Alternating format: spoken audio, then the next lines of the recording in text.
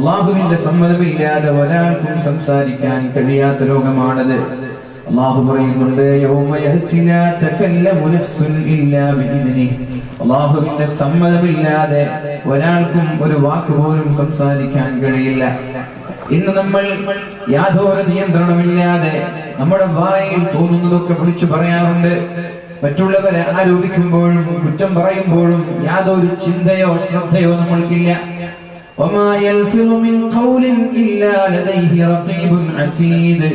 നമ്മളൊരു വാക്ക് പറയുമ്പോൾ നമ്മുടെ മുമ്പിൽ റഖീബും അതീദും ഉണ്ട് എന്നൊരു ചിന്ത നമ്മൾക്കുണ്ടാവണം. ഒരു വാക്ക് പറയുമ്പോ അതൊക്കെ എഴുതി വെക്കാനും അതൊക്കെ രേഖപ്പെടുത്താനും അള്ളാഹു നിശ്ചയിച്ച മാലാഖമാരുണ്ട് എന്നുള്ള ബോധം നമ്മൾക്കുണ്ടാവണം. ഇതിനെയൊക്കെ അള്ളാഹു നാളെ ചോദ്യം ചെയ്യുമെന്നുള്ള ബോധവും നമ്മൾക്കുണ്ടാവണം. ഇന്ന സമഅ വൽ ബസറ വൽ ഫുആദ കുല്ലു ഉലൈക കാന അൻഹു മസ്ഊലാ. നമ്മുടെ സംസാരം, നമ്മുടെ കേൾവി, നമ്മുടെ കാഴ്ച, നമ്മുടെ ഹൃദയത്തിലുള്ള ചിന്തകൾ എല്ലാം അല്ലാഹു നാളെ വ്യക്തമായി ചോദ്യം ചെയ്യും.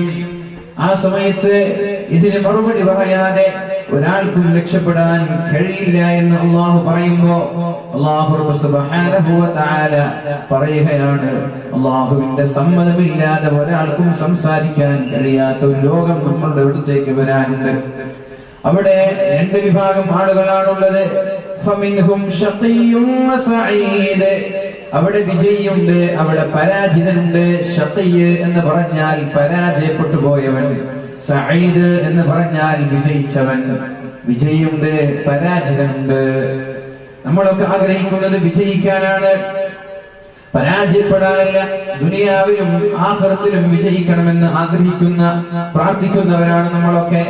റബ്ബനാ ആതിനാ ഫിദ് ദുനിയാ ഹസനതൻ വഫിൽ ആഖിറതി ഹസനതൻ വഖിനാ അദാബന്നാർ. അല്ലാഹുവേ, ദുനിയാവിലും ആഖിറത്തിലും നീ ഞങ്ങൾക്ക് വിജയം താ അല്ലാഹ്. നമ്മുടെ പ്രാർത്ഥനയാണ്.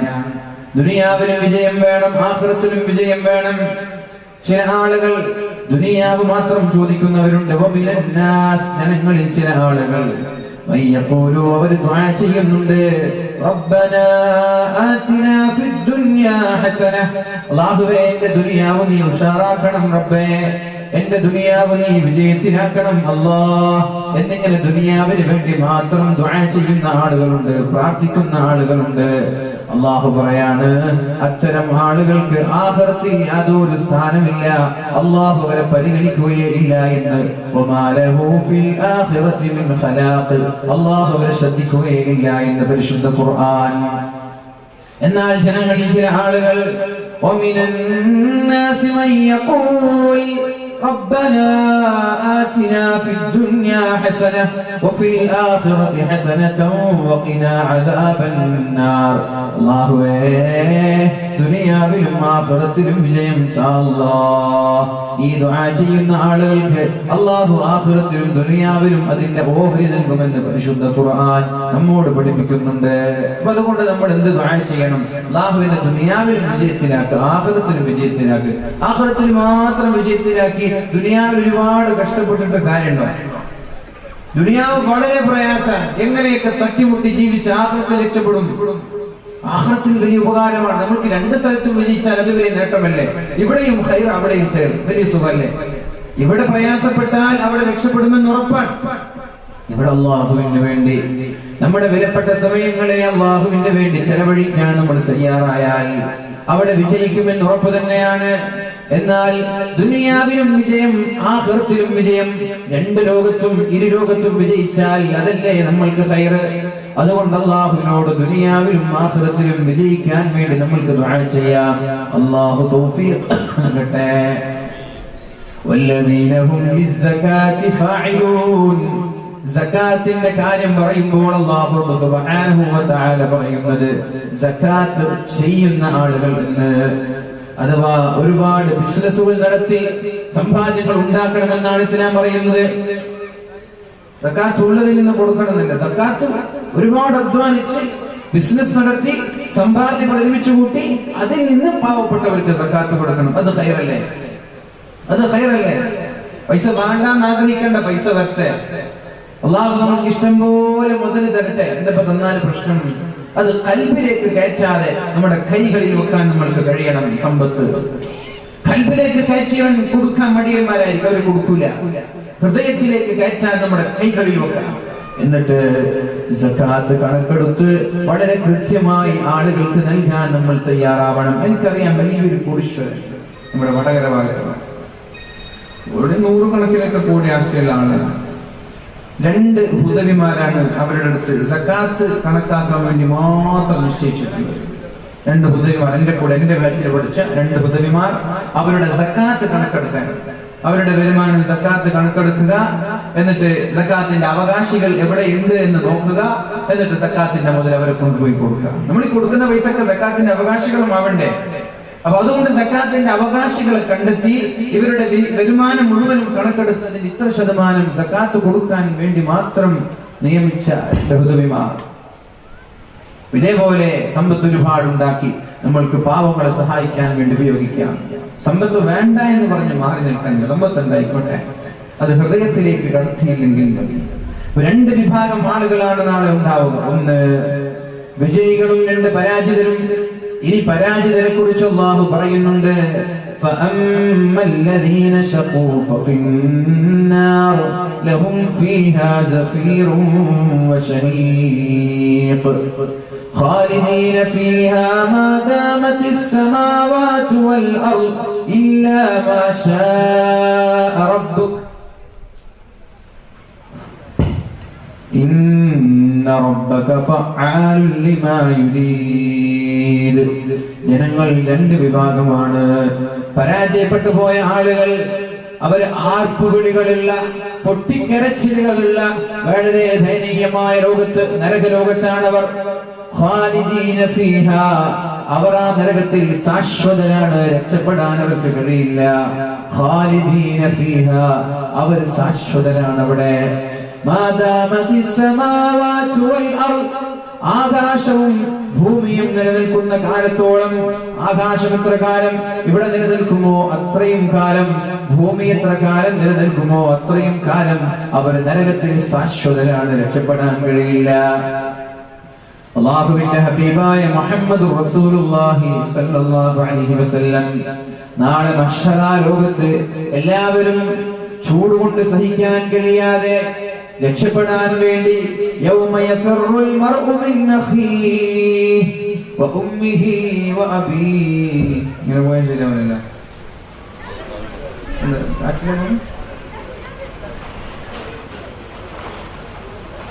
يوم يفر المرء من أخيه وأمه وأبيه وصاحبته وبنيه. ഉമ്മയിൽ നിന്ന്, ജ്യേഷ്ഠന്മാരിൽ നിന്ന്, മാതാപിതാക്കളിൽ നിന്ന്, കുടുംബക്കാരിൽ നിന്ന് എല്ലാവരും നെട്ടോട്ടമോടുന്ന ഒരു സമയം അല്ലാഹുവിന്റെ ഹബീബ് സല്ലല്ലാഹു അലൈഹി വസല്ലമ തങ്ങൾക്കും മഹാന്മാരായ പ്രവാചകന്മാർക്കും അല്ലാഹു തആല പ്രത്യേകമായ ഒരു ഇരിപ്പിടം ഒരുക്കുന്നുണ്ട്.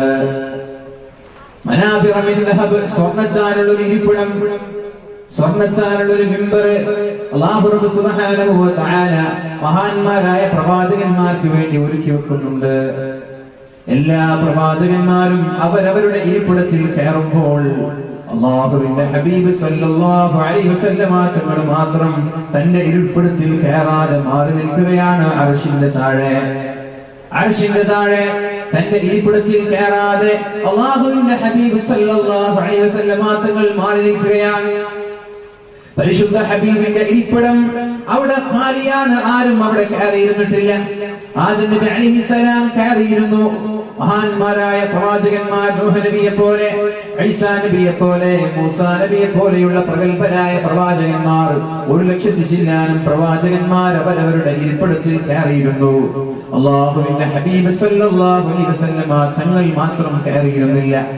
അപ്പോഴാണ് അല്ലാഹു ചോദിക്കുന്നത്, യാ മുഹമ്മദ്, മുഹമ്മദേ, എന്തേ നിങ്ങളുടെ ഈ ഇരിപ്പിടത്തിൽ കയറിയിരിക്കാത്തത്?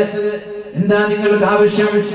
അപ്പോഴാണ് അല്ലാഹുവിന്റെ ഹബീബ് സല്ലല്ലാഹു അലൈഹി വസല്ലമ തങ്ങൾ പറഞ്ഞത്, ഞാൻ എന്റെ ഇരിപ്പിടത്തിൽ കയറാത്തത്, സ്വർണ്ണത്താൽ അല്ലാഹു ഒരുക്കി വെച്ച ആ സിംഹാസനത്തിൽ ഞാൻ കയറാത്തത്, ഞാൻ അവിടെ കയറിയാൽ അല്ലാഹു റബ്ബ് സുബ്ഹാനഹു വ തആല എന്നെ നേരെ സ്വർഗ്ഗത്തിലേക്ക് കൊണ്ടുപോകുമോ എന്ന പേടിയോടെയാണ്. ഞാൻ ആ കസേരയിൽ, ആ സിംഹാസനത്തിൽ കയറിയിരുന്നാൽ അല്ലാഹു എന്നെ നേരെ സ്വർഗ്ഗത്തിലേക്ക് കൊണ്ടുപോകുമോ എന്ന പേടി. ആ പേടി കാരണത്താലാണ് ഞാൻ എന്റെ സിംഹാസനത്തിൽ കയറാത്തത്. സ്വർഗത്തിൽ കൊണ്ടുപോകുന്നതിന് എന്തിനാ പേടിക്കുന്നത്? സന്തോഷമല്ലേ? സ്വർഗത്തിൽ പോകാനല്ലേ നമ്മളൊക്കെ ആഗ്രഹിക്കുന്നത്. പിന്നെ എന്തിനാ പേടിക്കുന്നത്? എന്തിനാ പേടിച്ചത്? എന്തിനാ സ്വർഗത്തിലേക്ക് പോകുന്നതിന് പേടിച്ചത്? ഞാൻ സ്വർഗത്തിലെത്തിയാൽ ഇവിടെ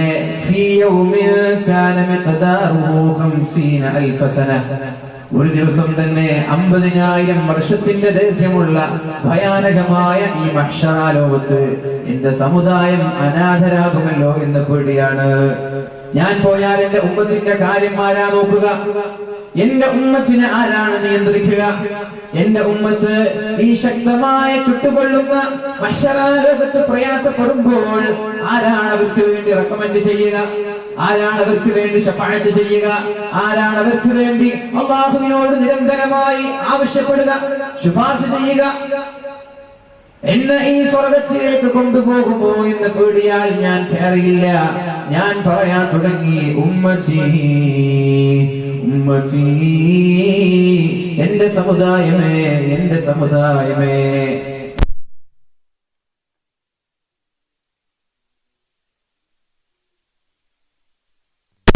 ഈ ഹബീബിനെ മനസ്സിലാക്കണം. നമ്മൾക്ക് വേണ്ടി ജീവിതം മാറ്റിവെച്ച് സ്വർഗത്തിലേക്ക് പോകാനുള്ള അവസരം അള്ളാഹു നൽകുമ്പോൾ അത് സ്വീകരിക്കാതെ ഉമ്മത്തിനെ കുറിച്ച് ഓർത്തുപോയ പരിശുദ്ധ റസൂലുള്ളാഹി സല്ലല്ലാഹു അലൈഹി വസല്ലം തങ്ങൾക്ക് തൃപ്തികരമായ രീതിയിലാണോ നമ്മൾ ഇവിടെ ജീവിക്കുന്നത്? നമ്മുടെ പ്രവർത്തനങ്ങൾ കണ്ട് അള്ളാഹുവിന്റെ ഹബീബ് സന്തോഷിക്കുമോ? നമ്മുടെ പ്രവർത്തനങ്ങൾ കണ്ട് എന്റെ ഹബീബിന് ദുഃഖമാണോ ഉണ്ടാവുക, അല്ല സന്തോഷമാണോ? ആലോചിക്കേണ്ട വിഷയമാണ്. നമ്മളൊരു കാര്യം ചെയ്യുമ്പോ നമ്മളിവിടെ പ്രവർത്തിക്കുന്നത് പരിശുദ്ധ റസൂലുള്ളാഹി സല്ലല്ലാഹു അലൈഹി വസല്ലമ തങ്ങൾ പറഞ്ഞതുപോലെയാണോ? ഇതൊക്കെ പരിശുദ്ധ ഹബീബ് റൗളയിൽ നിന്ന് കാണുമ്പോ ഹബീബിനെ വേദനിക്കൂലേ? അതുകൊണ്ട് എന്റെ ഹബീബിന് ഇഷ്ടമില്ലാത്തത് ഞാൻ ചെയ്യൂല എന്ന ഒരു പ്രതിജ്ഞ എടുക്കാൻ നമ്മൾക്ക് കഴിയണം. എന്റെ ഹബീബ് കാണുമ്പോ എന്റെ ഹബീബിന് ഇഷ്ടമില്ലാത്തത്, എന്റെ ഹബീബ് കാണാൻ ആഗ്രഹിക്കാത്തത് എന്റെ ഹബീബ് ചെയ്യരുത് എന്ന് പറഞ്ഞത് ഞാൻ ചെയ്യില്ല. കാരണം നാളെ എല്ലാ പ്രവാചകന്മാരും അവരവരുടെ സമുദായത്തെ മറന്ന് അവരവരുടെ മിമ്പറിൽ സിംഹാസനത്തിൽ കയറിയിരുന്നപ്പോ എന്റെ ഹബീബ് മാത്രം എന്നെ ഓർത്ത് സിംഹാസനത്തിൽ കയറിയില്ലല്ലോ. എന്നെ ഓർത്ത് സിംഹാസനത്തിൽ കയറാതെ അള്ളാഹു ചോദിച്ചു, എന്റെ ഉമ്മത്തിനെ വിളിക്കുന്നത്? അപ്പോഴാണ് അള്ളാഹു തആലയോട് പരിശുദ്ധ റസൂലുള്ളാഹി സല്ലല്ലാഹു അലൈഹി വസല്ലമ തങ്ങൾ പറയുന്നത്, അല്ലാഹുവേ എന്റെ ഉമ്മത്തിനെ നീ ഒരു തീരുമാനം ഇവിടെ എടുക്കണം. ഇങ്ങനെ ഈ വെയിലത്തിട്ട് പൊരിക്കല്ല റബ്ബേ, എന്റെ ഉമ്മത്തിന് നീ ഒരു തീരുമാനം ഇവിടെ എടുക്കണം. അപ്പോഴാണ് അല്ലാഹു തആല വളരെ വേഗത്തിൽ ഹിസാബ് തീർക്കുന്നത്, വളരെ വേഗത്തിൽ. എന്നിട്ട് മുസ്ലിമീങ്ങളിൽ നല്ലവരെ ഹിസാബില്ലാതെ അല്ലാഹു സ്വർഗത്തിൽ കൊണ്ടുപോവുകയാണ്. ചില ആളുകൾ അല്ലാഹുവിന്റെ ഹബീബിന്റെ ശഫാഅത്തിന് അർഹരായി നേരെ സ്വർഗത്തിലേക്ക് പോവുകയാണ്. ചില ആളുകൾ വൻദോഷങ്ങൾ ചെയ്തവരാണവർ, തൗബ ചെയ്യാൻ അവർക്ക് അവസരം ലഭിച്ചില്ല. വൻദോഷങ്ങൾ ചെയ്തവരാണ്, മഹാപാപങ്ങൾ ചെയ്തവരാണ്, കള്ളു കുടിച്ചവരാണവർ. മരണത്തിന്റെ മുമ്പേ അവർ തൗബ ചെയ്തില്ല. അതേപോലെ അവർ വ്യഭിചരിച്ചവരാണ്, മരണത്തിന്റെ മുമ്പ് അവർ തൗബ ചെയ്തില്ല. കഞ്ചാവടിച്ചവര്, നാട്ടിൽ പ്രശ്നങ്ങൾ ഉണ്ടാക്കിയവര്, ഫിത്നയുണ്ടാക്കിയവര്, ഫസാദുണ്ടാക്കിയവര്, നാട്ടിൽ തോന്നിവാസങ്ങളും ആഭാസങ്ങളും ചെയ്ത് ജീവിച്ച ആളുകൾ, മയക്കുമരുന്ന് സപ്ലൈ ചെയ്തവർ, ഡിസ്ട്രിബ്യൂട്ട് ചെയ്തവർ, അത് വാങ്ങിച്ച് കഴിച്ചവർ, കഴിക്കാൻ വേണ്ടി നിർബന്ധിപ്പിച്ചവർ, ഇങ്ങനെ എന്തൊക്കെ തോന്നിവാസങ്ങൾ ചെയ്തു. അതിനെയെല്ലാം ചെയ്ത് മരണത്തിന് മുമ്പ് തൗബ ചെയ്യാൻ അവസരമില്ലാതെ മരിച്ചുപോയൊരു വിഭാഗമുണ്ട് അള്ളാഹുവിന്റെ ഹബീബിന്റെ ഉമ്മത്തിലെ. പരിശുദ്ധ റസൂലുള്ളാഹി സല്ലല്ലാഹു അലൈഹി വസല്ലമ തങ്ങളുടെ സമുദായത്തിലെ തൗബ ചെയ്യുന്നതിന് മുമ്പേ മരിച്ചുപോയ ചില ആളുകൾ, അഥവാ പെട്ടെന്ന് മരിച്ചുപോയ ആളുകൾ, ചെറുപ്പത്തിലെ ആളുകൾ മരിച്ചു പോവാറുണ്ടല്ലോ. വളരെ ചെറുപ്പത്തിലെ ആളുകൾ മരിച്ചു പോവാറുണ്ട്. ആക്സിഡന്റിലൂടെ, അറ്റാക്കിലൂടെ ഉറങ്ങാൻ കിടന്നവർ പ്രഭാതത്തിൽ ഉണരാറില്ല. എത്ര മരണങ്ങളാണ് കേട്ടുകൊണ്ടിരിക്കുന്നത്.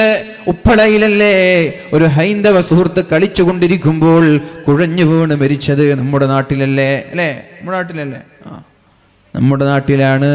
ചെറുപ്പക്കാരെ, നമ്മൾക്കതൊരു പാഠമാണ്.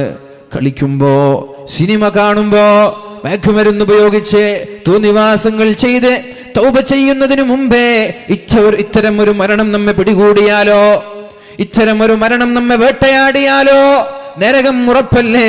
നരകം ഉറപ്പല്ലയോ? ഇത്തരം ആളുകൾ നരകത്തിലേക്ക് പോകുമ്പോ അവിടെ നിന്ന് നരകത്തെ കാക്കുന്ന മലക്ക് ചോദിക്കുമത്രേ, നിങ്ങളാരാ? നിങ്ങളാരാണ്? നിങ്ങളുടെ മുഖത്ത് എന്തോ ഒരു പ്രകാശമുണ്ട്, നിങ്ങൾക്ക് എന്തോ ഒരു മാറ്റമുണ്ട്, നിങ്ങൾ ആരാണ്? ഇതിനു മുമ്പ് നരകത്തിലേക്ക് കടന്നു വന്ന ആളുകൾ, അവർക്കില്ലാത്ത എന്തോ ഒരു വ്യത്യാസം നിങ്ങൾക്കുണ്ട്. അവർക്ക് ഉമ്മത്ത് മുഹമ്മദ് എന്ന് പറയാൻ നബി തങ്ങളുടെ പേര് ഓർമ്മ വരുന്നില്ല. അപ്പോഴാണ് അവർ പറയുന്നത്, നഹ്നു മിമ്മൻ ഉൻസില ഫീഹിമുൽ ഖുർആൻ, ഞങ്ങളിലേക്കാണ് അല്ലാഹു തആല ഖുർആൻ ഇറക്കിയത്. അല്ലാഹു ഖുർആൻ ഇറക്കിയ വിഭാഗത്തിൽപ്പെട്ടവരാണ് ഞങ്ങൾ.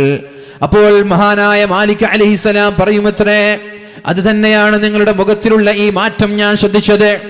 നരകത്തിലേക്ക് അവരെ വലിച്ചെറിഞ്ഞ് അള്ളാഹുവിന്റെ ഹബീബും മഹാന്മാരായ സാലിഹീങ്ങളായ ആളുകളൊക്കെ നാളെ സ്വർഗത്തിലേക്ക് കടന്നു ചെല്ലുമ്പോൾ ഈ തെറ്റ് ചെയ്ത് തൗബ ചെയ്യാതെ മരിച്ചുപോയ ആളുകൾ നരകത്തിൽ കിടക്കുന്നു. നരകത്തിന്റെ ഭയാനകമായ ശിക്ഷ സഹിക്കാൻ കഴിയാതെ മാലിക് അലൈഹിസ്സലാമിനെ സമീപിച്ച്, യാ മാലികു ലിയഖ്ലി അലൈനാ റബ്ബുക്, മാലിക്കേ, അള്ളാഹുവിനോടൊന്ന് എന്നെ രക്ഷപ്പെടുത്താൻ പറയുമോ എന്ന്. നിങ്ങളെ ഒന്ന് സൗണ്ട് മൊത്തം കൂട്ടിത്തരുമോ? സൈഡ് ഇതിൽ സൗണ്ട് ഉണ്ട്, ഈ സൈഡിലുള്ളതിന് ഫുള്ളൊന്ന് കൂട്ടിത്തരും. ഡിലേ 3 സ്റ്റെപ്പ് കൊടുക്കുക, സൗണ്ട് ഷാർപ്പാക്കുക. മഹാനായ മാലിക് അലൈഹിസ്സലാമിനോട് പറയുന്നുണ്ട്, യാ മാലികു ലിയഖ്ലി അലൈനാ റബ്ബുക്, നിങ്ങളുടെ റബ്ബിനോട് ഞങ്ങളെ ഒന്ന് രക്ഷപ്പെടുത്താൻ പറയണമെന്ന്.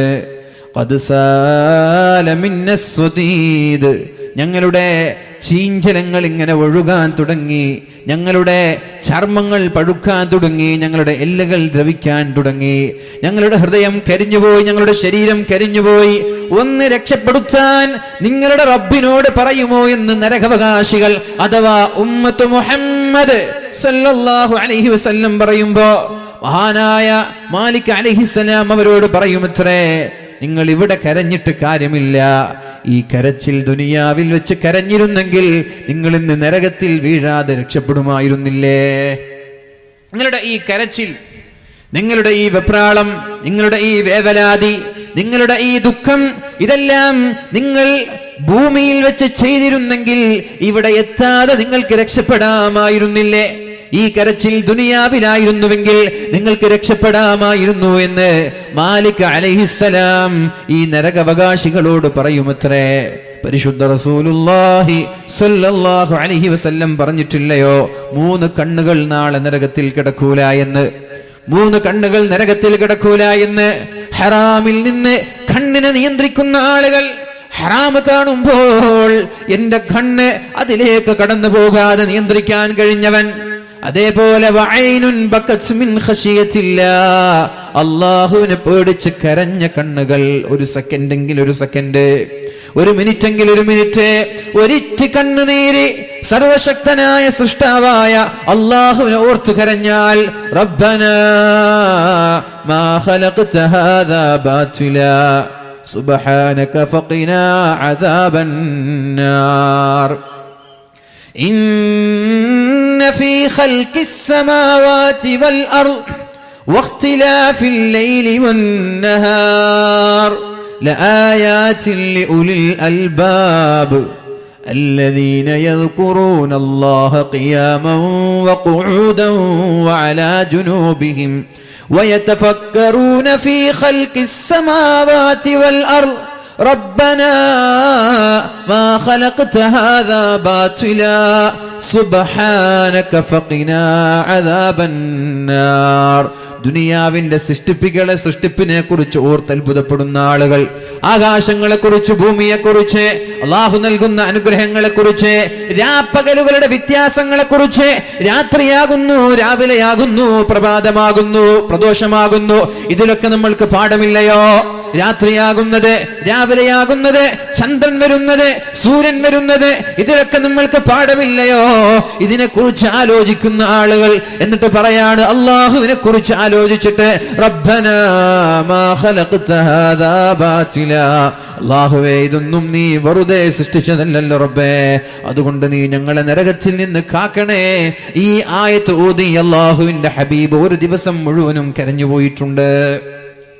ഇശാ നിസ്കാരം കഴിഞ്ഞ് ആയിഷ ബീവിയോട് ചോദിച്ചതാണ്, ആയിഷ ഇന്ന് രാത്രി ഞാൻ നിസ്കരിക്കട്ടെ, നിസ്കരിക്കാൻ എനിക്ക് സമ്മതം തരുമോ എന്ന് ആയിഷ ബീവിയോട് ചോദിച്ചപ്പോ മഹദിയായ ആയിഷ ബീവി റളിയല്ലാഹു അൻഹ മറുപടി പറഞ്ഞത്, യാ റസൂലല്ലാഹ്, അല്ലാഹുവിന്റെ ഹബീബേ, അങ്ങ് എന്റെ കൂടെ, എന്റെ പുതപ്പിൽ, എന്റെ വിരിപ്പിൽ എന്റെ കൂടെ കിടക്കണമെന്നാണ് ഞാൻ ആഗ്രഹിക്കുന്നത്.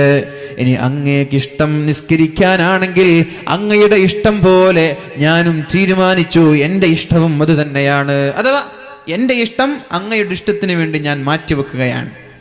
ഭാര്യമാർ അങ്ങനെയും ചെയ്യാം. എൻ്റെ ഇഷ്ടം അത് തന്നെ കേൾക്കണമെന്ന വാശി പിടിക്കണ്ട, ഞാൻ ഇഷ്ടപ്പെട്ടത് അത് തന്നെ വേണമെന്ന് വാശി പിടിക്കണ്ട. കുറച്ച് ഭർത്താവിൻ്റെ ഇഷ്ടത്തിന് എനിക്കും വഴങ്ങിക്കൊടുക്കാലോ, തിരിച്ചങ്ങോട്ടും വൈസാവേഴ്സ രണ്ടുപേരും. ആയിഷ ബീവിയോട് ചോദിച്ചു ഞാൻ, അങ്ങനെ അത് വേറെ വിഷയമാണ്, അത് വേറെ വിഷയമാണ്. രാത്രി ഈ തെണ്ടിത്തിരിഞ്ഞ് നടക്കുന്ന ഭർത്താക്കന്മാരോടുള്ള വിഷയമാണത്.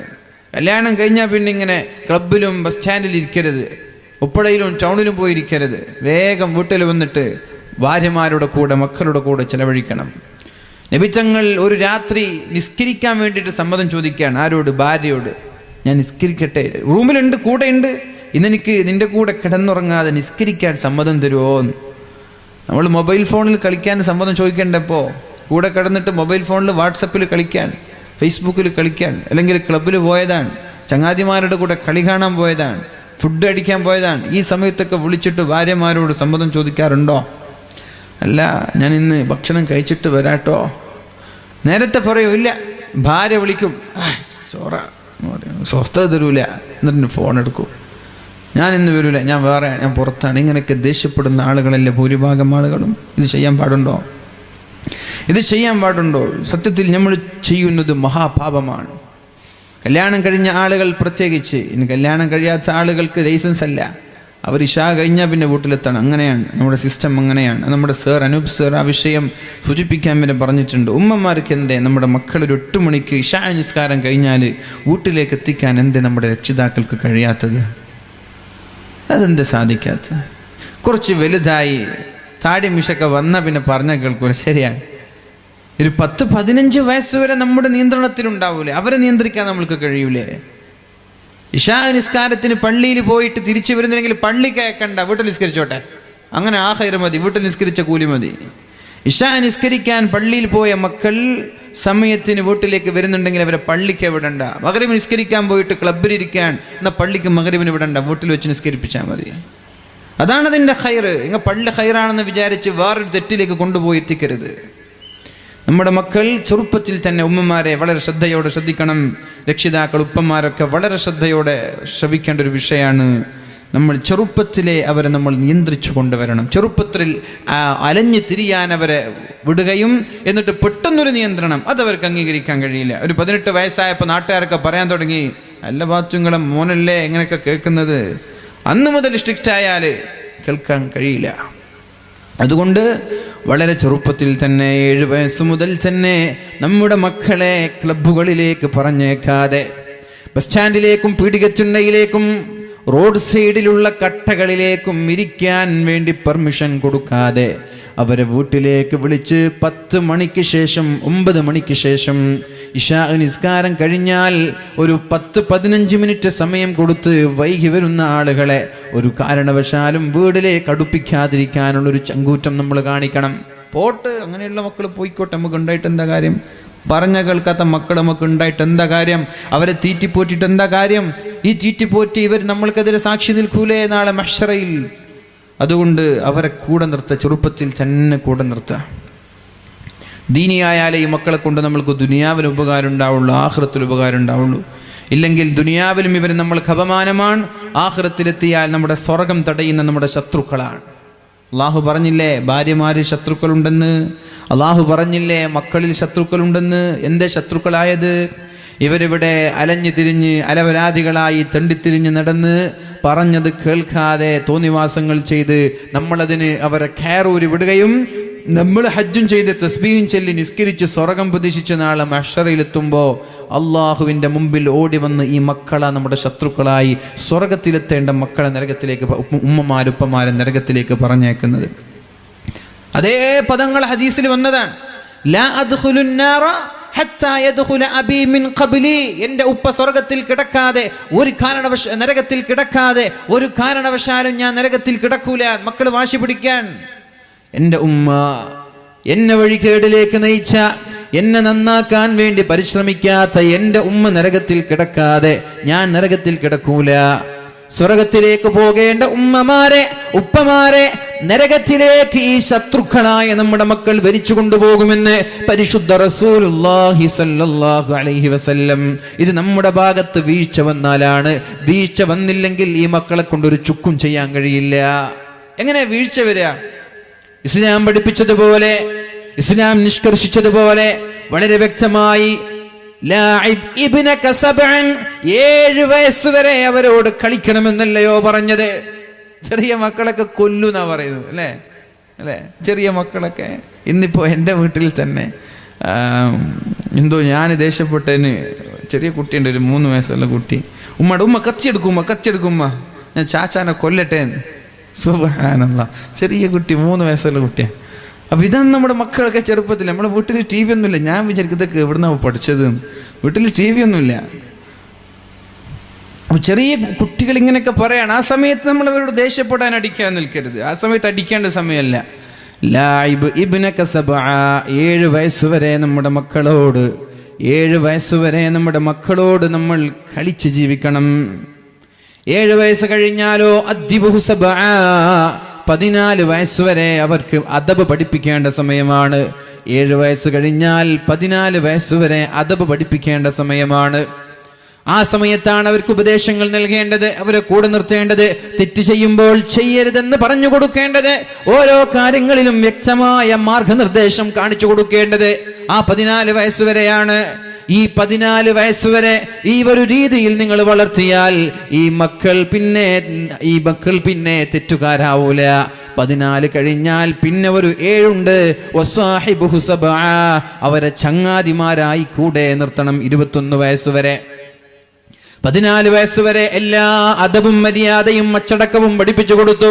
14 ആയാൽ അവരെ കയറൂരി വിടരുത്, കൂടെ നിർത്തണം ചങ്ങാതിയെ പോലെ. അവന്റെ വിഷമം അവർ ഞങ്ങളോട് പറയണം.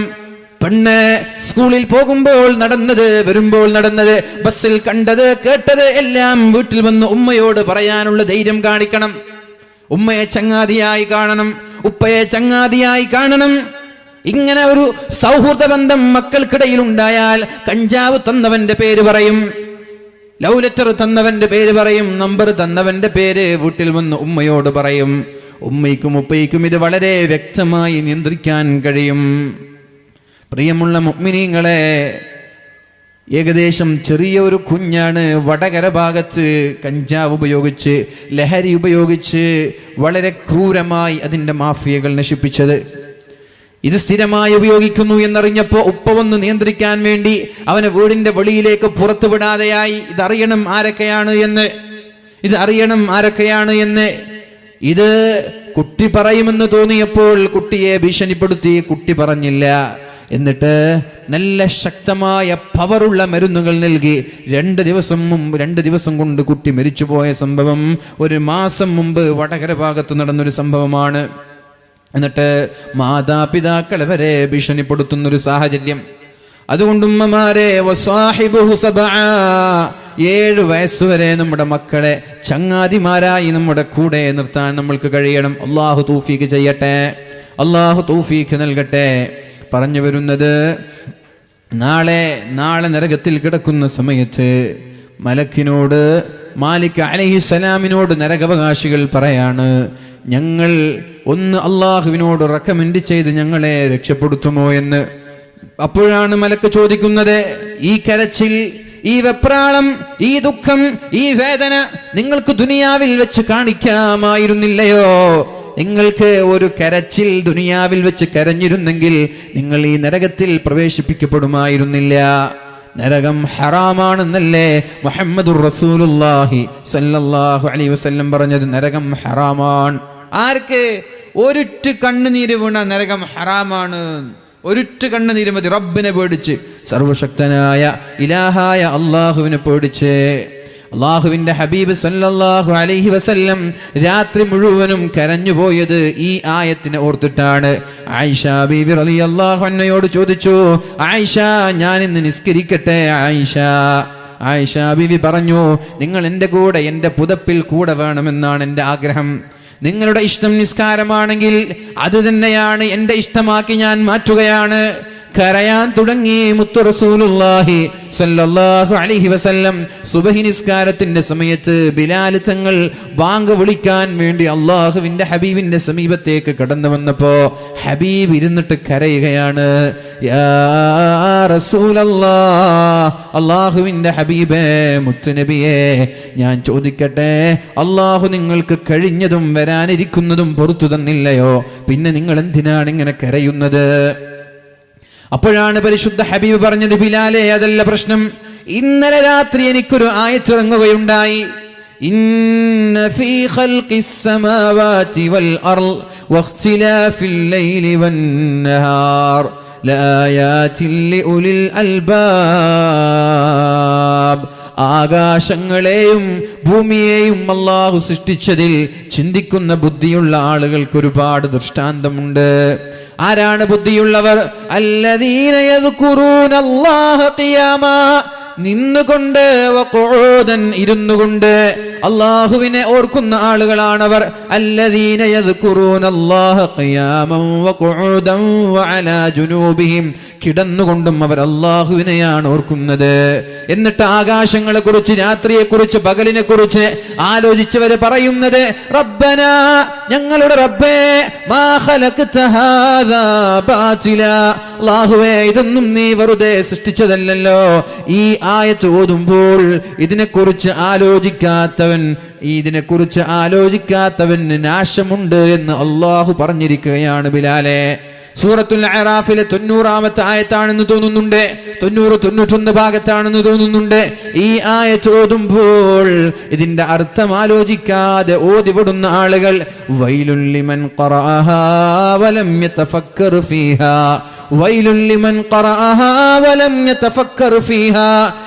ഇത് ഓതുകയും ഇതിന്റെ അർത്ഥങ്ങളിലേക്ക് ഇറങ്ങി ആലോചിക്കുകയും ചെയ്യാത്ത ആളുകൾക്ക് അപകടമാണ്, നാശമാണ് എന്ന് അല്ലാഹു പറഞ്ഞപ്പോൾ ഞാൻ അതിനെക്കുറിച്ച് ഓർക്കുകയാണ് എന്ന് മുഹമ്മദുർ റസൂലുള്ളാഹ് സല്ലല്ലാഹു അലൈഹി വസല്ലം. ഞാനിവിടെ ഒരു 15 വർഷം മുമ്പ് ഇവിടെ എവിടെയോ ഞാൻ പ്രസംഗിച്ചിട്ടുണ്ട്.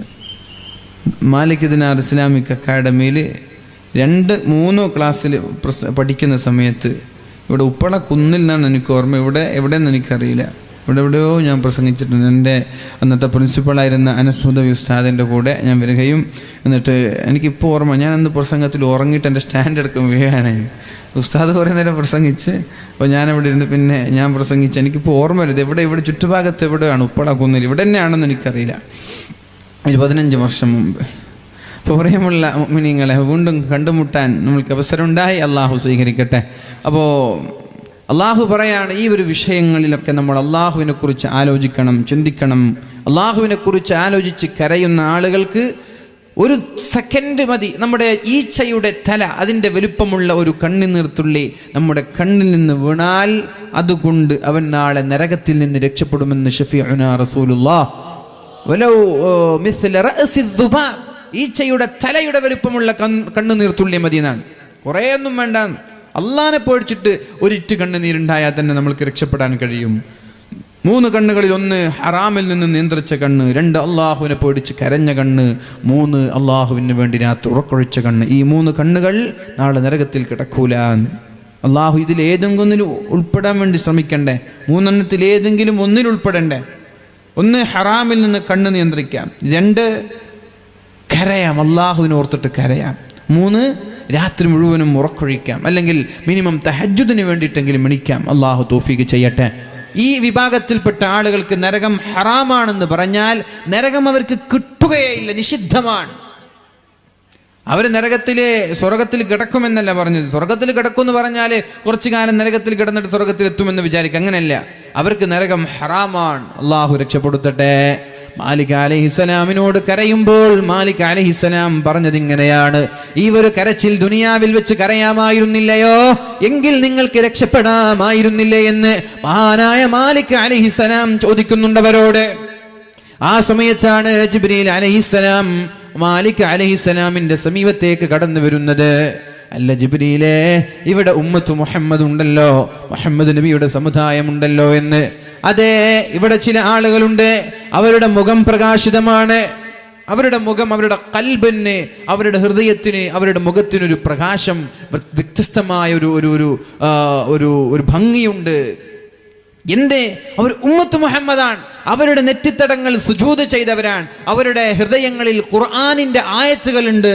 മാലിക് അലൈഹിസ്സലാം പറയാൻ, അവരുടെ ഹൃദയങ്ങളിൽ പരിശുദ്ധമായ ഖുർആനിന്റെ ആയത്തുകൾ ഉള്ളതുകൊണ്ട്, നെറ്റിത്തടങ്ങൾ അള്ളാഹുവിന് വേണ്ടി സുജൂദ് ചെയ്യാൻ ഉപയോഗിച്ചതുകൊണ്ട് അള്ളാഹുവിന്റെ ആ ഒരു മഹത്തായ അനുഗ്രഹം ലഭിച്ച ആളുകളാണവർ. ജിബ്രീൽ അലൈഹിസ്സലാമിനെ കാണുമ്പോൾ മഹാന്മാരായ മാലിക് അലൈഹിസ്സലാം നരകാവകാശികൾക്ക് പരിചയപ്പെടുത്തി കൊടുക്കുന്നുണ്ട്. ഇത് ജിബ്രീലാണ്, അള്ളാഹുവിന്റെ ഹബീബിന് സന്ദേശം എത്തിക്കുന്ന ആളാണ്. മുഹമ്മദ് നബിയുടെ പേര് കേട്ടപ്പോൾ നരകാവകാശികളൊക്കെ സന്തോഷം കൊണ്ട് അട്ടഹസിക്കാൻ തുടങ്ങി. എന്നിട്ട് ജിബ്രീലിനോട് പറഞ്ഞു: ജിബ്രീലേ, ഒന്ന് അള്ളാഹുവിന്റെ ഹബീബിനോട് ഞങ്ങളെ രക്ഷപ്പെടാൻ പറയുമോ, ഞങ്ങളെ രക്ഷപ്പെടുത്താൻ പറയുമോ? ഒന്നും വേണ്ട, ഉമ്മത്ത് മുഹമ്മദ് താങ്കളുടെ സമുദായം നരകത്തിലാണ് എന്ന് പറഞ്ഞാൽ മതി. പരിശുദ്ധ ഹബീബിനോട്, പരിശുദ്ധ റസൂലുള്ളയോട് സല്ലല്ലാഹു അലൈഹി വസല്ലം താങ്കളുടെ സമുദായം നരകത്തിലുണ്ട് എന്ന് സൂചിപ്പിക്കണമെന്ന് മഹാനായ ജിബ്രീൽ അലൈഹിസ്സലാമിനോട് പറയുമ്പോൾ ജിബ്രീൽ അലൈഹിസ്സലാം നേരെ സ്വർഗത്തിലേക്കാണ് പോകുന്നത്. അവിടെയാണ് പരിശുദ്ധ റസൂലുള്ളാഹി സല്ലല്ലാഹു അലൈഹി വസല്ലമ തങ്ങളുള്ളത്. പരിശുദ്ധ ഹബീബിനോട് വിശേഷങ്ങൾ അന്വേഷിച്ചു. നരകത്തിൽ നിങ്ങളുടെ സമുദായമുണ്ട് എന്ന് പറയുമ്പോൾ അള്ളാഹുവിന്റെ ഹബീബിന് സഹിക്കാൻ കഴിഞ്ഞില്ല. പിന്നെ സ്വർഗത്തിലാണ് എന്ന പരിസരബോധം പോലും ഇല്ലാതെ റസൂലുള്ളാഹി സ്വല്ലല്ലാഹു അലൈഹി വസല്ലമ തങ്ങൾ നേരെ നരകത്തിലേക്ക് കടന്നു വന്നിട്ട് നരകക്കാരന്റെ കൈ പിടിച്ച് എല്ലാ ആളുകളെയും സ്വർഗത്തിലേക്ക് കൊണ്ടുപോകുമെന്ന് മുഹമ്മദുർ റസൂലുള്ളാഹ്. അല്ലാഹു ഇവരിൽ പെടുത്താൻ വേണ്ടി ദുആ ചെയ്യണ്ട, ഇവരിൽ പെടാൻ വേണ്ടിയിട്ട് ദുആ ചെയ്യണ്ട. നമുക്ക് ഇവരിലല്ല പെടേണ്ടത്. നമ്മൾക്ക് ആരിലാ പെടേണ്ടത്? ഒരു സെക്കൻഡ് പോലും നരകത്തിൽ കിടക്കാത്ത സ്വർഗം നമ്മൾക്ക് ലഭിക്കണം. ഹിസാബില്ലാത്ത, അദാബില്ലാത്ത സ്വർഗം ലഭിക്കണം. അല്ലാഹുവേ, അവരിൽ ഞങ്ങളെ ഉൾപ്പെടുത്തണേ അല്ലാ, അവരിൽ ഞങ്ങളെ ഉൾപ്പെടുത്തണേ അല്ലാ. ഹിസാബില്ലാതെ, അദാബില്ലാതെ സ്വർഗത്തിലേക്ക് കടക്കുന്ന മുത്തഖീങ്ങളിൽ ഉൾപ്പെടുത്തണേ അല്ലാ. പറഞ്ഞു വരുന്നത്, അള്ളാഹു പറയാണ്, 2 വിഭാഗം ആളുകളാണുള്ളത്. ചില ആളുകൾ നരകത്തിലാണ്. ഏതുവരെ? ഖിയാമത്ത് നാൾ കഴിഞ്ഞ് ആകാശങ്ങളും ഭൂമിയും നിലനിൽക്കുന്ന കാലത്തോളം, അഥവാ അനന്തമായി മരണമില്ലാത്ത കാലം വരെ അവർ നരകത്തിലാണ്. ചില ആളുകൾ നരകാവകാശികളല്ല, ഇവർ വിജയിച്ചവരാണ്, ഇവർ സ്വർഗത്തിലാണ്. ഇവരും അനന്തമായി, മരണമില്ലാതെ അനന്തമായി ഒരുപാട് കാലം സ്വർഗത്തിൽ കിടക്കുന്നവരാണ് എന്ന് അള്ളാഹു നമ്മോട് പഠിപ്പിക്കുമ്പോൾ, മരണമില്ലാത്ത ആ സ്വർഗത്തിലേക്ക് പുറപ്പെടാനുള്ള ജൈത്രയാത്രയിലാണ് നമ്മൾ. ആ സ്വർഗം എത്തിപ്പിടിക്കാനുള്ള മത്സരത്തിലാണ് നമ്മൾ. ആ സ്വർഗം എത്തിപ്പിടിക്കാനുള്ള അതീവ പ്രയത്നത്തിലാണ് നമ്മൾ. അള്ളാഹു നമ്മൾക്ക് സ്വർഗം നൽകട്ടെ. അതിനുള്ള 8 വിജയമന്ത്രങ്ങളാണ് വിശദീകരിക്കാതെ ഞാൻ വളരെ വേഗത്തിൽ പറയാൻ പോകുന്നത്. മഹാനായ ഹാതിമുൽ അസ്സം റളിയല്ലാഹു അൻഹു തന്റെ ഉസ്താദായ ഷഖീഖുൽ ബൽഖി, അദ്ദേഹം 30 വർഷമാണ് ഉസ്താദിന്റെ കൂടെ ശിഷ്യൻ പഠിച്ചത്. 30 വർഷമാണ്. ഹാതിമുൽ അസ്സം എന്ന് പറയുന്ന ശിഷ്യൻ ഉസ്താദായ ഷഖീഖുൽ ബൽഖിയുടെ വീട്ടിൽ പോയിട്ട് 30 വർഷം ഇൽമ പഠിച്ചു. പണ്ടത്തെ പോലെ സ്ഥാപനങ്ങളൊന്നും ഇല്ലല്ലോ. ഇപ്പോൾ ഉസ്താദ് കുട്ടികളെ തേടിയിട്ട് വരാൻ. പണ്ട് കുട്ടികൾ ഉസ്താദിനെ തേടിയിട്ട് പോവായിരുന്നു പതിവ്. അങ്ങനെ 30 വർഷം കഴിഞ്ഞപ്പോൾ ഉസ്താദ് ചോദിച്ചു കുട്ടിയോട്, ഹാത്തിമുൽ അസ്സം തങ്ങളോട് ചോദിച്ചു, സ്വഹബതനി മുൻദു 30 സന, 30 വർഷമായി താങ്കൾ എൻ്റെ കൂടെ പഠിച്ചുകൊണ്ടിരിക്കുകയാണ്. മാ ഹസ്വൽത, ഇതിൽ നിന്ന് എന്താ നിങ്ങൾക്ക് കിട്ടിയത്? അങ്ങനെ ചോദിക്കൂലേ? ഇപ്പൊ ഇന്ന് വാല കഴിഞ്ഞിട്ട് വീട്ടിലെത്തിയാൽ ഉമ്മ ചോദിക്കും, മോനെ നീ വാല കേട്ടോ? അങ്ങനെ ചോദിക്കുന്ന ഉമ്മമാരുണ്ടോ? എവിടെ? വാലിന് ഇരുന്നോന്ന് തന്നെ അറിയില്ല. എനിക്കൊക്കെ ഓർമ്മയുണ്ട് പഴയ കാലത്ത് നമ്മുടെ പഠിക്കുന്ന സമയത്തൊക്കെ ഉപ്പമാരെ, എൻ്റെ ഉപ്പൊക്കെ പള്ളിയിലേക്ക് മഗ്‌രിബ് നിസ്കാരത്തിന് കൊണ്ടുപോയാൽ മഗ്‌രിബ് നിസ്കാരം കഴിഞ്ഞ് ഇശാ കഴിയാതെ പള്ളിയിൽ നിന്ന് പുറത്തു പോയാൽ ചോദ്യം ചെയ്യും. അതിൻ്റെ പേരിൽ അടിച്ചിട്ട് വരെയുണ്ട്. റമദാനിലൊക്കെ ളുഹുർ നിസ്കാരത്തിന് പള്ളിയിൽ പോയാൽ അസർ വരെ പള്ളിയിൽ നിന്ന് പുറത്തിറങ്ങാൻ പാടില്ല. അസർ നിസ്കാരം കഴിഞ്ഞിട്ട് പുറത്തിറങ്ങാൻ പാടുള്ളൂ. ഒരു ദിവസം അങ്ങനെ ഇറങ്ങി മെല്ലെ വന്നപ്പോൾ ഉപ്പ ഞാനറിയാതെ പിന്നാലെ വന്നിട്ട് എവിടെയൊക്കെ പോകുന്നത്. ഇതൊക്കെ ചെയ്യേണ്ട ഒരു വിഷയം. നമ്മൾ ഇത്രയും സൂക്ഷ്മമായി മക്കളെ നിരീക്ഷിച്ച് പഠിപ്പിക്കേണ്ടതുണ്ട്. ഇല്ലെങ്കിൽ പിന്നെ ഉപ്പയും ആവുന്നതിൽ അർത്ഥമില്ലല്ലോ. അപ്പോൾ ഇവിടെ എൻ്റെ മക്കൾ ഇവിടെ വാല് കേട്ടിട്ടുണ്ടോ എന്ന് വരെ പല ഉമ്മമാർക്കറിയില്ല, പല ഉപ്പമാർക്കറിയില്ല. എൻ്റെ മക്കൾ ഇവിടെ ഉണ്ടോ, വന്നിട്ടുണ്ടോ, അല്ല വീട്ടിലാണോ, അല്ല ക്ലബിലാണോ, അല്ല അങ്ങാടിയിലാണോ എന്ന് വരെ നോക്കൂല. ഇപ്പം നോക്കൂല. എൻ്റെ മകൻ വന്നിട്ടുണ്ടോ ഒന്നും ചോദിക്കൂല. ഇനി വീട്ടിലെത്തി നേരെ പോവും, ഭക്ഷണം കഴിക്കാനുണ്ടെങ്കിൽ കഴിക്കും, കഴിച്ചിട്ട് കിടന്നുറങ്ങും. മക്കൾ വീട്ടിൽ വന്നോ അതും അറിയില്ല. ഇതൊക്കെ മാറണം മുഅ്മിനീങ്ങളെ. ചെറിയൊരു ശ്രദ്ധ നമ്മുടെ മക്കളിൽ ഉണ്ടാവണം. ഞാനൊരു കാര്യം പറയട്ടെ. കാസർഗോഡ് ജില്ലയിൽ കാഞ്ഞങ്ങാടിൽ ഒരു വലിയൊരു ഉറൂസ് നടക്കുന്ന ഒരു സ്ഥലത്ത് ഒരു RSSകാരൻ പർദ്ദയിട്ട് സ്ത്രീകളുടെ സദസ്സിലേക്ക് വന്നൊരു സംഭവം ഒരാഴ്ച മുമ്പ് നടക്കുകയുണ്ടായി. പർദ്ദയിട്ടിട്ട് പെണ്ണുങ്ങളെ ഭാഗത്തേക്ക് ഒരു RSSകാരൻ, എൻ്റെ സുഹൃത്താണ് പിടിച്ചത്, ആളെ പിടിച്ചത്. ഇങ്ങനെ നടക്കാണ്, പർദ്ദയിട്ടിട്ട് ഇങ്ങനെ നടക്കാണ്. നടത്തത്തിൽ എന്തോ ഒരു പന്തികേട് തോന്നിയപ്പോൾ പിന്നാലെ ഫോളോ ചെയ്തു. ആണ് നടക്കുന്ന പെണ്ണ് നടക്കുന്നൊരു വ്യത്യാസമില്ലേ? ആണ് മസിൽ പിടിച്ച് നടക്കും, പെണ്ണ് കൊണിച്ച് നടക്കൂലേ? അപ്പോൾ എന്തൊരു വ്യത്യാസം തോന്നിയിട്ട് അങ്ങനെ ഫോളോ ചെയ്തു. സ്ത്രീകളുടെ ഭാഗത്തേക്ക് കയറി. സ്ത്രീകളുടെ ഭാഗത്തേക്ക് കയറിയപ്പോൾ ഇവൻ്റെ പരിചയമുള്ള സഹോദരന്മാരൊക്കെ വിളിച്ചൊന്ന് നോട്ട് ചെയ്യാൻ പറഞ്ഞു. ശിവർക്കൊന്നും ഇതിൽ സംശയം തോന്നിയില്ല. ശിവനിങ്ങനെ സംശയമുണ്ട്. കുറേ നേരം നോക്കിയപ്പോൾ അതേ പെണ്ണ് ഇങ്ങനെ പുറത്തു വരുന്ന കണ്ടു. പുറത്തു വരുന്ന കണ്ടപ്പോൾ ഫോളോ ചെയ്തു. ബാക്കിൽ ഒരാളുണ്ട് എന്നറിഞ്ഞപ്പോൾ സ്പീഡ് കൂട്ടി. പേര് ചോദിച്ചു. കൃത്രിമമായ ശബ്ദത്തിൽ എന്തോ പറഞ്ഞു. കൈ പിടിച്ചു. കൈ പിടിക്കുമ്പോൾ കൈ തട്ടി. കൈ തട്ടുമ്പോൾ ആണിൻ്റെ കൈയും പെണ്ണിൻ്റെ കൈയും കണ്ടാൽ അറിയില്ലേ? പർദ്ദ വിളിച്ചൂരി നോക്കുമ്പോൾ നല്ല മീശക്കുള്ള നല്ലൊരു ചെറുപ്പക്കാരൻ. കയ്യൊറയുണ്ട്, മുഖം മറിച്ചിട്ടുണ്ട്, പർദ്ദ ഇട്ടിട്ട് ഒരാഴ്ച മുമ്പ് ഒരു ഉറൂസിൽ പങ്കെടുത്താണ്. എന്തിനു വന്നതാ? എന്തിനായിരിക്കും വന്നത്? എന്തിനായിരിക്കും? പെണ്ണിൻ്റെ വേഷം കെട്ടി ഉറൂസിൻ്റെ വേദിയിൽ വന്നിട്ട് താൻ ഇഷ്ടപ്പെടുന്ന കാമുകിക്ക് ഫോൺ ചെയ്യാം, അതാ ഞാനിവിടെ ഉണ്ട്, ഇവിടെ വാന്ന്. എന്നിട്ട് പെണ്ണെന്തെയും വന്നിട്ട് അവിടെ ഇവൻ്റെ കൂടെ ഇരുന്നിട്ട് കസേരയിൽ വാല് കഴിയുന്നത് വരെ സംസാരിച്ചാൽ ഇപ്പുറത്തുള്ള ഉമ്മാക്കറിയോ ഇത് RSSകാരനാണ്, ഇത് കാമുകനാണെന്ന് ഉമ്മാക്കറിയോ? ഇല്ല. ഉമ്മ എന്താ വിചാരിക്കുക? ഇത് സ്കൂളിൽ പഠിക്കുന്ന ഏതെങ്കിലും ചങ്ങാതി ആയിരിക്കും, അല്ലെങ്കിൽ നാട്ടിലുള്ള ഏതെങ്കിലും ചങ്ങാതി ആയിരിക്കും. 2 മണിക്കൂർ ഇവർ കയ്യും പിടിച്ചിട്ട് ഇവിടെ നടന്നു, അങ്ങാടിയിൽ നടന്നു, പുറത്ത് നടന്നു. ഇനി ഏതെങ്കിലും വീട്ടിലേക്ക് കയറിപ്പോയാലും ഏതെങ്കിലും ആരും കാണാത്ത സ്ഥലത്തെത്തിയാൽ ആരെങ്കിലും സംശയിക്കും, രണ്ടാളും പെണ്ണല്ലേ? ഇതൊക്കെ നടക്കുകയാണ്. ശ്രദ്ധിക്കണം, വല്ലാതെ ശ്രദ്ധിക്കണം. വാലിനൊക്കെ വരുമ്പോൾ മക്കളൊക്കെ തനിച്ചാക്കി വീട്ടിലിട്ട് വരരുത്. വാലിന് വരുമ്പോൾ ഒരു വലിയൊരു വാലിൻ്റെ സദസ്സിലേക്ക് വരുമ്പോൾ ഒരു പെണ്ണ് പറഞ്ഞത്രേ, ഞാൻ വരുന്നില്ല, എനിക്ക് പഠിക്കാനുണ്ട്. ഉപ്പത് കേട്ടിട്ട് ഉപ്പയും ബാക്കിയുള്ള ആളുകളൊക്കെ വാലിന് വന്നു. പെണ്ണ് ഇത് മുമ്പേ പ്ലാൻ ചെയ്താണ്. ഉപ്പ പോയ സമയത്തേക്ക് ഒരു കാമുകനെ വീട്ടിലേക്ക് വിളിച്ചു വരുത്തി.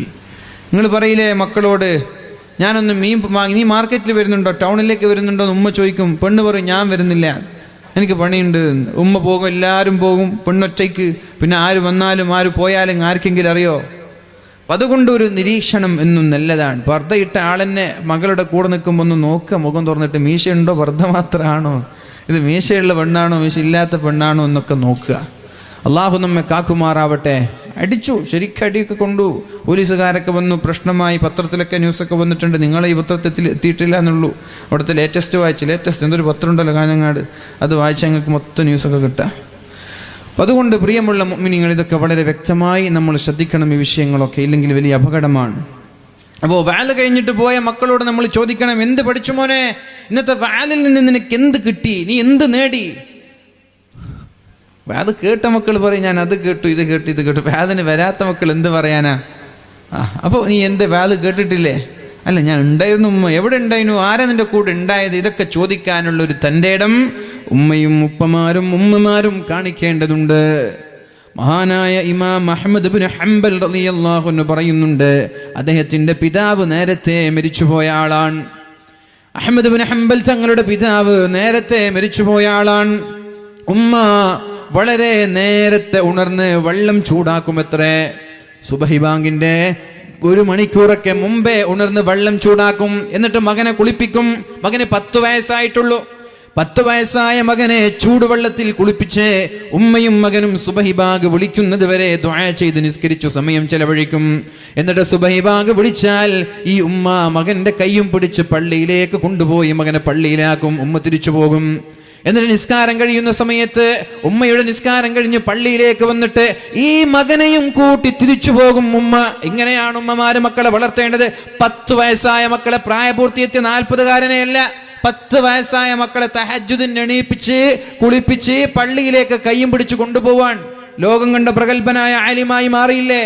ഇതൊക്കെയായിരുന്നു ഞാൻ ഇന്ന് ഉദ്ദേശിച്ച വിഷയം. പക്ഷെ എനിക്കത് പൂർത്തിയാവാത്തത് കൊണ്ട് ഞാൻ ഇവിടെ ആ വിഷയം ചർച്ച ചെയ്യാത്തത്. ഏതായാലും പ്രിയപ്പെട്ട മുഅ്മിനീങ്ങളോട് പറയാനുള്ളത്, മഹാനായ ഹാത്തിമുൽ അസ്മ തങ്ങളോട് ചോദിക്കുകയാണ്, 30 വർഷക്കാലം പഠിച്ച് എന്താണ് നീ നേടിയത്? ഹാത്തിമുൽ അസ്മ തങ്ങൾ പറഞ്ഞു, 8 കാര്യം ഞാൻ പഠിച്ചു. ഏതൊക്കെയാണത്? അപ്പോഴാണ് ഉസ്താദിനോട് ശിഷ്യൻ പറഞ്ഞു കൊടുക്കാൻ തുടങ്ങിയത്, ഉസ്താദേ, ഞാൻ ഇവിടെ നിന്ന് നിങ്ങളുടെ ഭാഗത്ത് നിന്ന് ഞാൻ നേടിയ കാര്യത്തിൽ ഒന്നാമത്തേത്, ഞാൻ ജനങ്ങളെ എല്ലാവരെയും ശ്രദ്ധിക്കുകയുണ്ടായി, എല്ലാ ആളുകളെയും ഞാൻ നിരീക്ഷിക്കുകയുണ്ടായി. അപ്പോൾ എനിക്ക് മനസ്സിലായി, എല്ലാവർക്കും ഒരു സ്നേഹിതനുണ്ട്, ഒരു ചങ്ങാതിയുണ്ട്, അടുത്ത ഫ്രണ്ടുണ്ട്, സുഹൃത്തുക്കളുണ്ട് എന്നെനിക്ക് മനസ്സിലായി. പക്ഷേ എല്ലാ ചങ്ങാതിമാരും മരണം വരെയാണ് കൂടെ ഉണ്ടാവുക, അല്ലെ? മരണം വരെയല്ലേ നമ്മുടെ ചങ്ങാതിമാരൊക്കെ കൂടെ ഉണ്ടാവുക. എത്ര ബെസ്റ്റ് ഫ്രണ്ടാണെന്ന് പറഞ്ഞാലും, ഞാൻ ജീവൻ കൊടുക്കുന്നൊക്കെ പറഞ്ഞാലും, മരിച്ചാൽ പിന്നെ നമ്മളെ കൂടെ അവരുണ്ടാവൂല. ചില ചങ്ങാതിമാര് നമ്മുടെ ജനാസ ചുമന്നിട്ട് ഖബറിലേക്ക് കടന്നു വരും. ഖബർ വരെ ഒരുപടി മണ്ണ് വാരി നമ്മളിലേക്ക് എറിയും. മിൻഹാ ഖലഖ്നാകും, ഇതിൽ നിന്നാണ് ഞാൻ നിന്നെ സൃഷ്ടിച്ചത്. വഫീഹാ നുഈദുകും, ഇതിലേക്കാണ് ഞാൻ നിങ്ങളെ മടക്കുന്നത്. വമിൻഹാ നുഖ്രിജുകും താറതൻ ഉഖ്റാ, ഇനി ഞാൻ നിങ്ങളെ വീണ്ടും കൊണ്ടുപോകുന്നത് ഇതേ മണ്ണിൽ നിന്നാണ്. ഇത് പറഞ്ഞ് ഒരുപടി മണ്ണ് വാരി ഏത് വലിയ ചങ്ങാതിയാണെങ്കിലും തിരിച്ചു പോവാൻ, ഭാര്യ ഇല്ല, മക്കൾ, മാതാപിതാക്കൾ, കുടുംബക്കാർ, നാട്ടുകാർ, അവരെല്ലാവരും ഖബർ വരെ കടന്നു വന്ന് നേരെ തിരിച്ചു പോവുകയാണ്. ഈ ചങ്ങാതിമാരുണ്ടായിട്ട് എനിക്കെന്തുപകാരം? ഈ ചങ്ങാതിമാരുണ്ടായിട്ട് എനിക്കെന്തുപകാരം? A friend in need is a friend indeed. നമ്മൾ പറയില്ലേ, നമ്മളെ ഉപകരിക്കുന്ന ചങ്ങാതിയാണ്, ആവശ്യത്തിന് കിട്ടുന്ന ചങ്ങാതിയാണ് യഥാർത്ഥ ചങ്ങാതി. വലിയ ചങ്ങാതിയൊക്കെ ആകും, ഫുഡൊക്കെ അടിക്കാൻ കൂടെ ഉണ്ടാകും. ഒന്ന് ഫോൺ വിളിച്ചിട്ട് ഒരു ലക്ഷം രൂപ തരുമോ, 1 ലക്ഷം രൂപ തരുമെന്ന് വെച്ചാൽ പിന്നെ എന്താ എനിക്ക് കേട്ടിട്ടില്ല, റേഞ്ച് ഇല്ല എന്ന് പറഞ്ഞ് ഫോൺ കട്ട് ചെയ്യും. അങ്ങനെയല്ല കുറച്ച് ചങ്ങായിമാർ. പൈസ ഇങ്ങോട്ട് ചോദിക്കുമ്പോൾ റേഞ്ച് ഉണ്ടാവില്ല, അങ്ങനെ കുറച്ച് ചങ്ങായിമാരുണ്ട്. അപ്പം നമ്മൾക്ക് ഉപകാരത്തിന് കിട്ടാത്ത ചങ്ങാതിമാരെ കൊണ്ട് എന്ത് നേട്ടം? ചങ്ങാതിമാരാണെങ്കിൽ നമുക്ക് ഉപകാരം വേണ്ടേ? ദുനിയാവിൽ അവരെ കൊണ്ട് ഉപകാരം കിട്ടിയിട്ട് കാര്യമില്ല. എനിക്ക് ഉപകാരം വേണ്ടത് ആഖിറത്തിലാണ്. ഞാൻ ആലോചിച്ചു, എൻ്റെ ഖബറിടം വരെ വന്ന് തിരിച്ചു പോകുന്ന ചങ്ങാതിമാരുണ്ടായിട്ട് എനിക്കൊരു ഉപകാരമില്ല. അന്നു മുതൽ ഞാനൊരു തീരുമാനമെടുത്തോ, എനിക്ക് ചങ്ങാതി വേണ്ടത് ആരാരുമില്ലാതെ ഒറ്റയ്ക്ക് കിടക്കുന്ന എൻ്റെ ഖബറിടത്തിലേക്ക് വരുന്ന ചങ്ങാതിമാർ. എൻ്റെ ഖബറിടത്തിലേക്ക് ചങ്ങാതി വരണം. ആ ചങ്ങാതി ഉണ്ടെങ്കിൽ എനിക്ക് ഉപകാരമുള്ളൂ. ആ ചങ്ങാതി ആരാണ്? ഞാൻ ആലോചിക്കാൻ തുടങ്ങി. എൻ്റെ ഖബറിടത്തിൽ എൻ്റെ കൂടെ കിടക്കുന്ന ചങ്ങാതി ആര്? ഞാൻ ആലോചിക്കാൻ തുടങ്ങി. ഒറ്റയ്ക്ക് എനിക്ക് കിടക്കാൻ കഴിയില്ല. അപ്പോഴാണ് എനിക്ക് മനസ്സിലായത്, സൽപ്രവർത്തനങ്ങളാണ് എൻ്റെ കൂടെ ഖബറിലേക്ക് വരുന്ന ചങ്ങാതിമാർ. വേറൊരാളും വരൂല. സൽപ്രവർത്തനങ്ങൾക്കല്ലാതെ വേറെ ഒരാൾക്കും എൻ്റെ ഖബറിടത്തിലേക്ക് കടന്നു വരാൻ കഴിയൂല എന്നെനിക്ക് മനസ്സിലായി. അപ്പൊ ഞാൻ എൻ്റെ ഖബറിടത്തിലേക്ക് വരുന്ന ചങ്ങാതിമാരെ ഞാൻ എൻ്റെ ഫ്രണ്ടാക്കി, എൻ്റെ ചങ്ങാതിയാക്കി, എൻ്റെ സ്നേഹിതനാക്കി. ആരൊക്കെയാണ് ഖബറിടത്തിലേക്ക് കടന്നു വരുന്ന ചങ്ങാതി? ആരൊക്കെയാണ്? മഹാനായ റസൂലുള്ളാഹി സ്വല്ലല്ലാഹു അലൈഹി വസല്ലമ തങ്ങൾ പറയാണ്, 4 കാര്യങ്ങൾ ചെയ്താൽ നിങ്ങൾക്ക് ഖബറിന്റെ അദാബിൽ നിന്ന് രക്ഷപ്പെടാം. 4 കാര്യങ്ങൾ ചെയ്താൽ ഖബറിന്റെ അദാബിൽ നിന്ന് രക്ഷപ്പെടാം. 4 കാര്യങ്ങൾ ചെയ്താൽ നിങ്ങളുടെ ഖബറിടം വിശാലമാകും.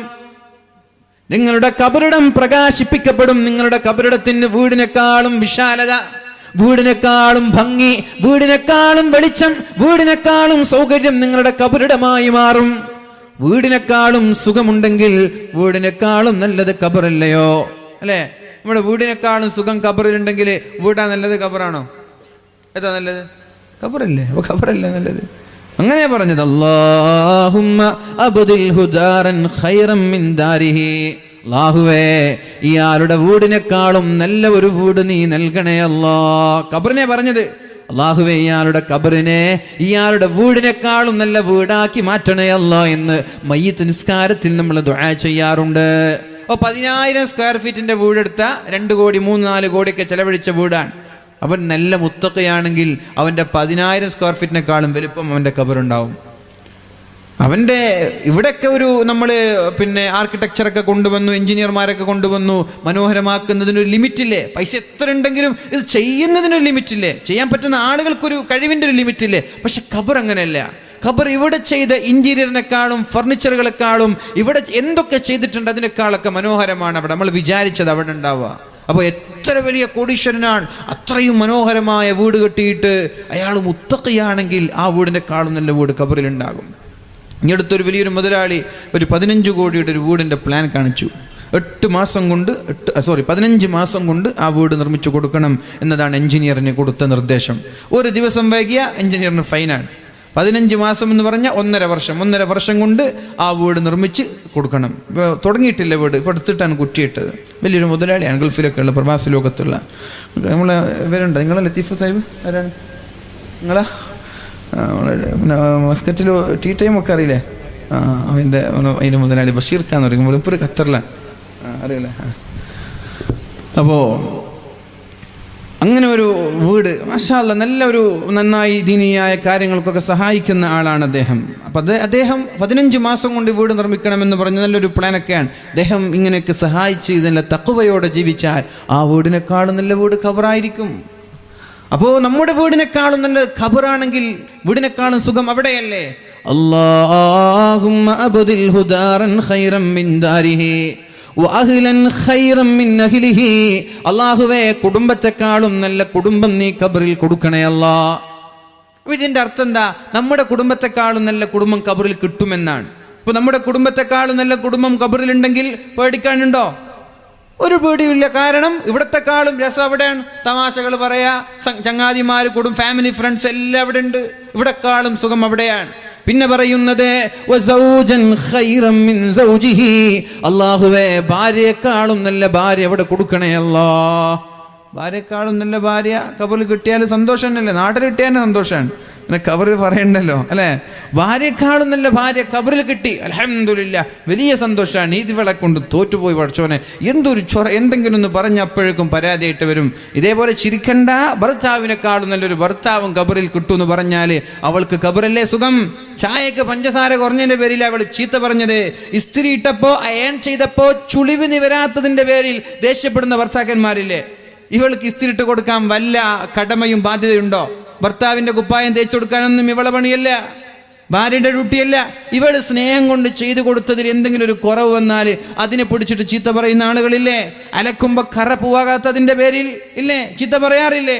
അവൾക്ക് അതിന്റെ ആവശ്യമില്ല. ചോദിച്ചാൽ ക്യാഷ് കൊടുക്കേണ്ടവരാണ് ഭർത്താക്കന്മാർ. എന്ത് പേരിലാണ് നമ്മൾ ചീത്ത പറയാ? അപ്പൊ ഈ ചൊറ പിടിച്ചൊരു ഭർത്താവിനേക്കാൾ നല്ലൊരു ഭർത്താവ് ഖബറിൽ കൊടുക്കണേ അല്ലാ.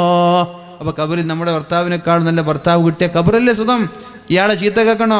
ഇയാളങ്ങനെ കുരുട്ടു പിടിച്ച മുഖം കാണണോ? അല്ലേ? എന്തോ ഇങ്ങനെ തലയിൽ വെച്ച പോലെ ഭാരം പിടിച്ച മുഖം കാണണോ? വേണ്ട. അപ്പൊ അതാണ് സുഖം. അയൽവാസിയെക്കാളും നല്ല അയൽവാസിയെ നീ ഖബറിൽ കൊടുക്കണേ അല്ലാ. അപ്പൊ ഖബർ എങ്ങനെയായി? നല്ല അയൽവാസികൾ. ആ അയൽവാസികൾ ജീവിതത്തിൽ നമ്മൾ ദ്രോഹിക്കൂല. നല്ല കുടുംബക്കാർ, അവരൊരിക്കലും കുറ്റപ്പെടുത്തൂല. നല്ല ഭാര്യ, നല്ല ഭർത്താവ്, നല്ല വീട്. ഇങ്ങനെയായാ പിന്നെ നമ്മൾ എന്തിനാ ഖബറിനെ പേടിക്കുന്നത്? അല്ലാഹു ഇത്തരം ഒരു ഖബറാക്കി നമ്മുടെ ഖബറിടത്തെ മാറ്റിത്തരട്ടെ.